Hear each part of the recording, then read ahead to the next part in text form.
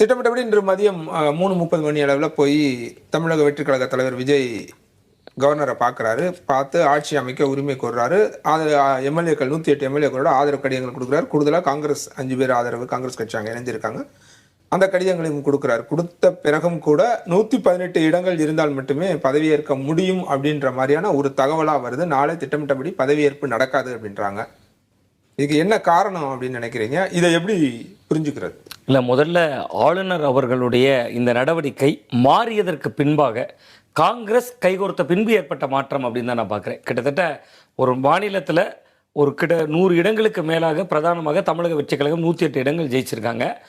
இரண்டாவதாக இன்னொரு கட்சி ஏதோ 100 105 ஜெயித்திருந்தால் நீங்கள் பெரும்பான்மையை நிரூபித்த பின்பு பதவியேற்பு என்கிற இடம் நோக்கி நகரலாம்.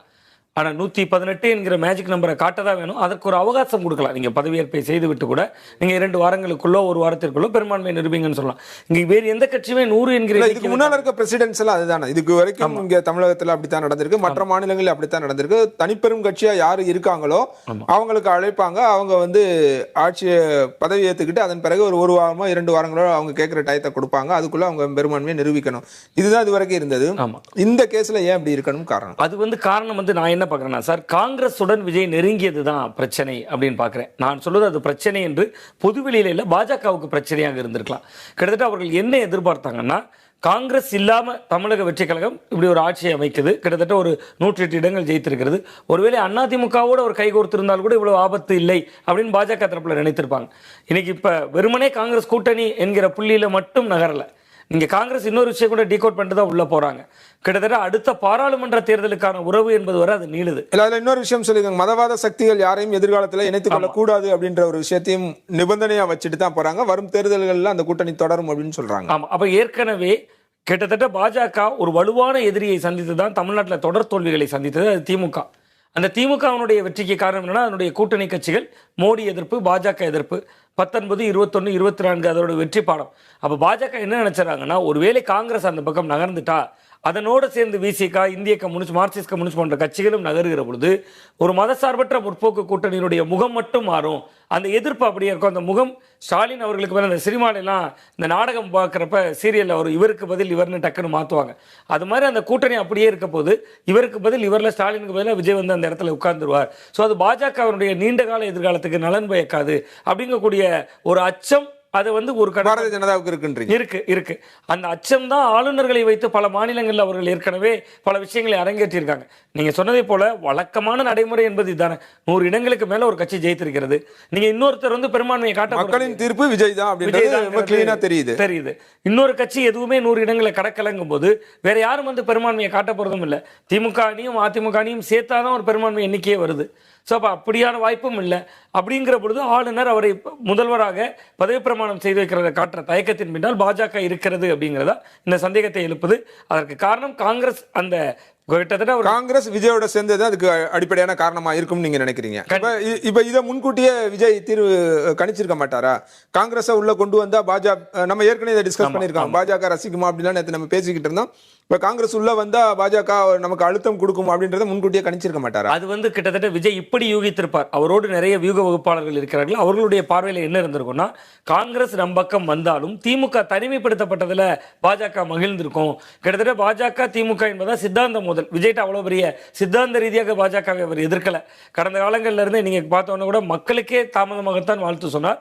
ஆனா அதற்கு முன்பாகவே பிரதமர் மோடி அவர்களுக்கு அவர் நன்றி சொல்லியிருந்தார். ஸோ அந்த புள்ளியில் அவங்க அதை அணுகியிருக்கலாம். ஒருவேளை திமுக பாஜகவோட முழக்கமே காங்கிரஸ் இல்லாத இந்தியாங்கிறதா, அது நிச்சயமா காங்கிரஸ் இல்லாத இந்தியா என்பதன் முழக்கம். பட் அந்த திமுக தானே இன்னைக்கு காங்கிரஸுக்கு இணையா கிட்டத்தட்ட பாராளுமன்றத்தில் நடக்கக்கூடிய மசோதாக்களின் தொடர்பான விஷயம். நகலெடுப்பு போராட்டம் காங்கிரஸ் கூட பண்ணலையே சார். தமிழ்நாட்டில் சிஎம் பண்றாரு, கிட்டத்தட்ட முன்னாள் முதல்வர் மு க ஸ்டாலின் அவர்கள் பண்றாரு. அவருடைய பரப்புரை காபந்து முதல்வராக தான் இருக்கார், இன்னும் முதல்வர் வரல. அதனால ஸோ அப்போ கிட்டத்தட்ட அவர் அதை செய்திருக்கிறார். ஒன்று. இன்னொன்று, இவர்களுக்கு சட்ட ரீதியாக ஆளுநருக்கு எதிரான விவகாரங்கள் எல்லாம் போராடி கிட்டத்தட்ட உச்சநீதிமன்றம் வரை சென்று போராடி சில தீர்ப்புகளை பெற்றதெல்லாம் திமுக தான். ஸோ அந்த வரலாற்று பாதையில் திமுகவை விட்டு காங்கிரஸ் விலகி இருக்கிறதுல இவர்கள் பாஜக இடைக்கால சந்தோஷப்படுவாங்கன்னு நினைத்தாங்க. ஆனால் காங்கிரஸ் இங்கே விஜய்க்கு ஒரு செக் வச்சிருக்கு சார். நீங்கள் வர்றீங்க, ஆதரவு தரீங்க, அந்த கடிதத்தோடு அதை முடிச்சிருக்கணும்ல.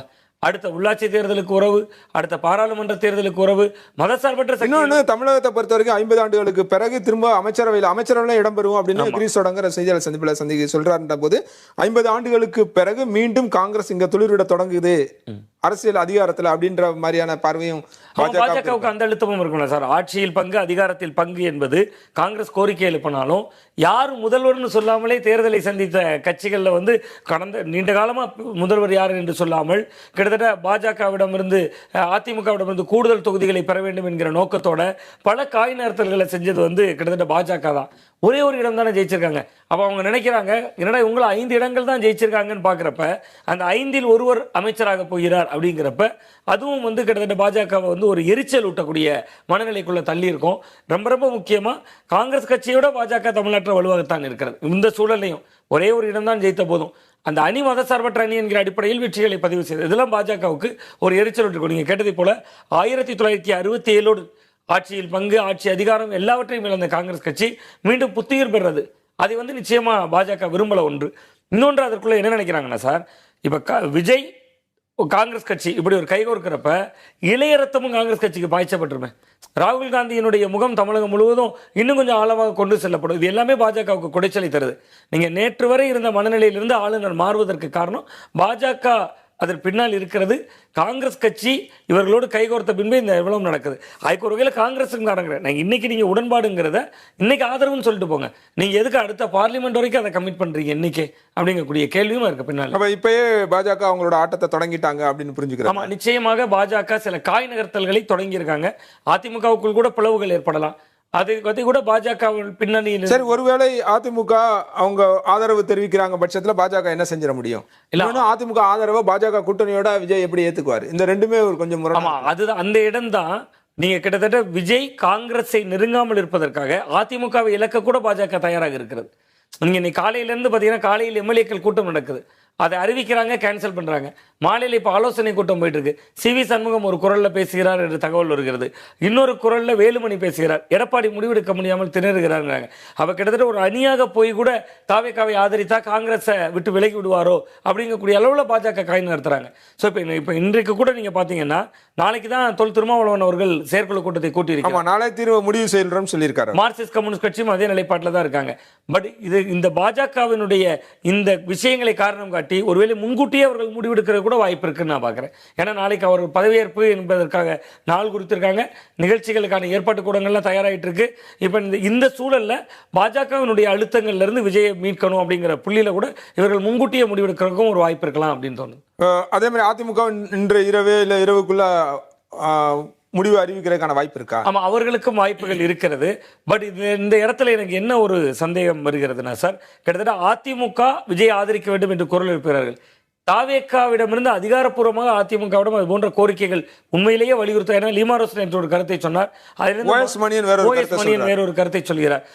அதிமுகவிலே அந்த 3 குரல்கள் நீங்க குறிப்பிட்ட மாதிரி 3 குரல்கள் இருக்கு. ஓஎஸ் மணியன் கூட்டணியே வேணாம், அவங்களோட போக வேணாம் அப்படின்னு சொல்றாருன்னா, எஸ்பிவி சிவி சண்முகம் எல்லாமே வந்து கூட போகணும் அப்படின்னாங்க. ஆட்சி அதிகாரத்தில் பங்கு கேட்கணும் அப்படின்னு சொல்லி ஒரு குரல் வருது. ஒவ்வொருத்தவங்க ஒவ்வொரு விதமான இதைத்தான் உள்ள பேசிட்டு இருக்காங்க. ஆமா ஆமா, நிச்சயமா சார். அதுதான் இங்கு பிரச்சனையாக இருக்கிறது. ஸோ அதிமுகவில் வந்து உள்கட்சிகளிலேயே இதனால் ஒரு பெரிய குழப்பம் ஏற்பட்டிருக்கிறது.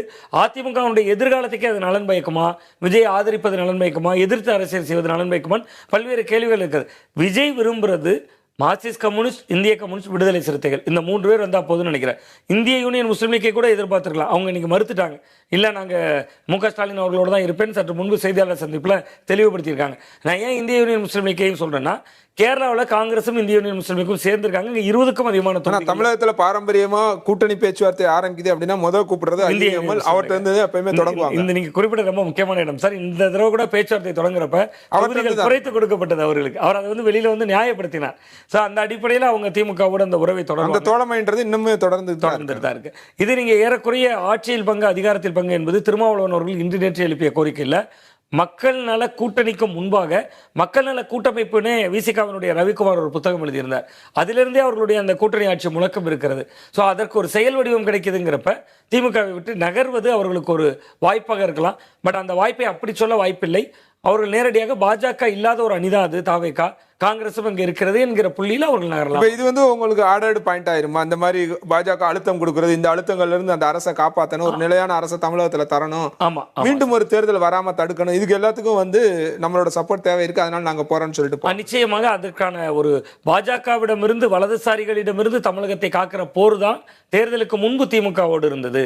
அதே வலதுசாரிகளிடமிருந்து தமிழகத்தை காக்கிற போரின் மற்றொரு வடிவம் தான் தேர்தலுக்கு பின்பு தவகவோடு இருப்பதுன்னு முடிஞ்சு போச்சு.